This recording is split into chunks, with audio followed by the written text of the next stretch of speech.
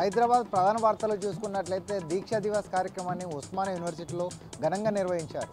ఈ కార్యక్రమానికి ముఖ్య అతిథులుగా మాజీ corporation chairman Errolla Srinivas, BRSP రాష్ట్ర అధ్యక్షుడు గెల్లి శ్రీనివాస్ ఆధ్వర్యంలో భారీగా బైక్ ర్యాలీలతో పాటుగా కేసీఆర్ చిత్రపటానికి పాలాభిషేకం చేశారు. ఈ సందర్భంగా నాయకులు మాట్లాడుతూ గత 10 అభివృద్ధి తెలంగాణ రాష్ట్ర సాధన కోసం నవంబర్ 29న దీక్షా దివస్ కార్యక్రమాన్ని ఏర్పాటు చేసి తన ప్రాణాలని పణంగా పెట్టుకొని తెలంగాణ రాష్ట్రాన్ని సాధించిన సాప్నికుడు తొలి ముఖ్యమంత్రి కేసీఆర్ అని కొనియాడారు. దానితో పాటుగా దీక్షా దివస్ కార్యక్రమాన్ని ఉస్మానియా యూనివర్సిటీలు చేస్తుంటే ఒకవైపు వీసీ మరోవైపు కూడా పోలీసులు ఆంక్షలు పెట్టేసి ఏర్పాటు చేసుకున్నటువంటి చిత్రపటాలను కావచ్చు, ఫ్లెక్సీలను కావచ్చు, జెండాలను చించేశారని కూడా ఆగ్రహం వ్యక్తం చేశారు.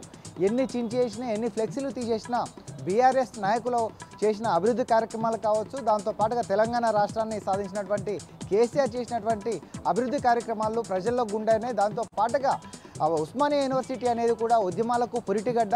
ఎంతోమంది యోధులు ఇక్కడ ప్రాణాలను కోల్పోయారు. అలాంటి ఉస్మానియా యూనివర్సిటీలో ఎంతమంది భయపెట్టినా సరే రాబోయే ఎన్నికల్లో బీఆర్ఎస్ పార్టీని గెలిపించడానికి బీఆర్ఎస్వి కంకణం కట్టుకుందని బీఆర్ఎస్ నేతలు గెల్లు శ్రీనివాస్, ఎర్రోల శ్రీనివాస్ తెలిపారు.